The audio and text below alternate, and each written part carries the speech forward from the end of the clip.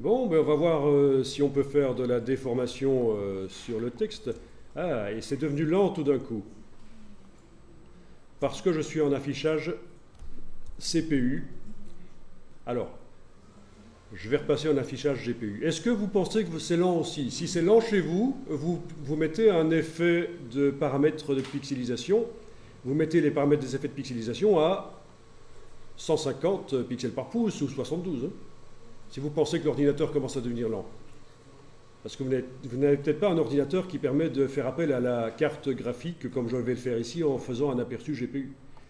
Là, normalement, ça va devenir beaucoup plus fluide et rapide dans Illustrator, pour moi, en tout cas.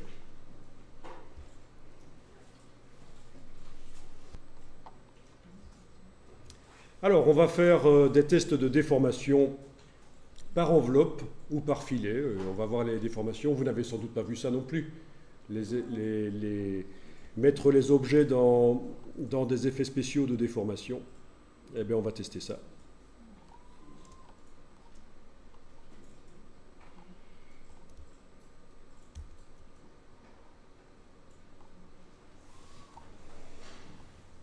Bon, bah, je vais faire ça sur une copie de l'objet.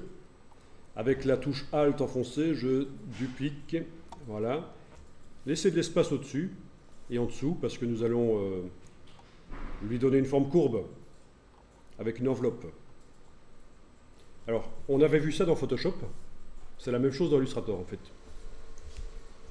Alors d'abord, je vais aller voir dans la palette des calques. Dans la palette des calques, menu fenêtre calque, je vais aller voir à quoi ressemble cet objet qui est actuellement sélectionné.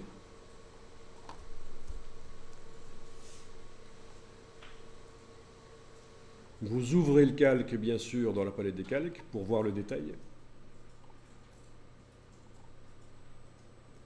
Bien.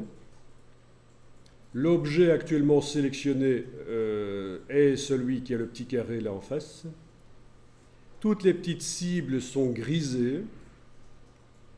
C'est parce que j'ai affaire à uniquement dans ce document des objets qui ont des effets spéciaux dans la palette aperçue, dans la palette aspect, pardon.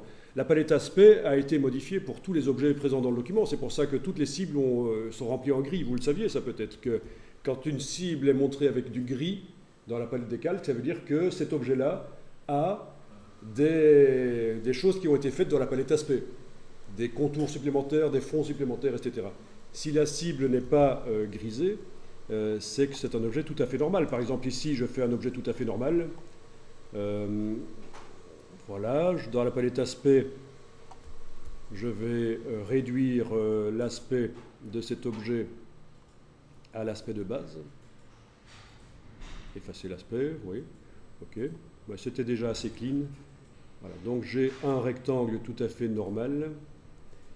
Comment est-ce qu'il apparaît dans la palette des calques? Eh bien, lui n'a pas la cible grisée.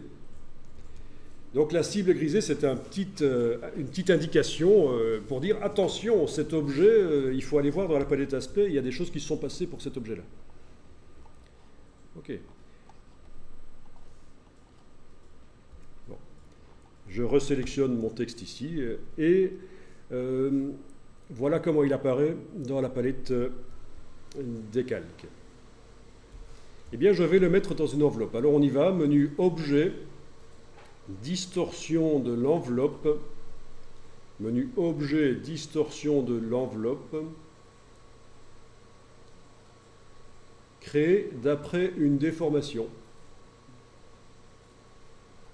Voilà, et pour ceux qui connaissent Photoshop, c'est la même distorsion d'enveloppe que dans Photoshop.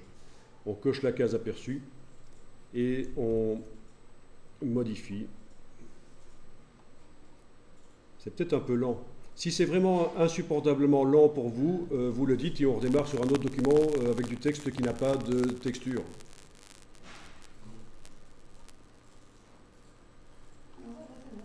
Ok. Et ce qui est génial, c'est que ça reste du texte modifiable. Vous allez rencontrer parfois des gens qui sont dans l'infographie et qui ne sont pas mis à jour dans Illustrator, ils vont vous dire qu'il faut vectoriser le texte. C'est une des premières choses qu'ils vont vous dire.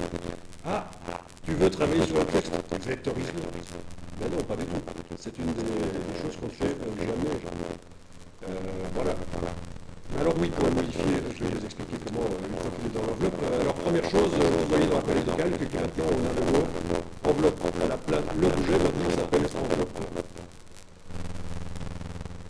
Bien. Et alors, pour modifier le contenu de l'enveloppe, et ceci fonctionne aussi pour des formes vectorielles, c'est pas que pour du texte bien entendu. Dans Photoshop, c'est que pour du texte. Ici, dans Illustrator, c'est pour du texte et des formes vectorielles, des illustrations comme ça.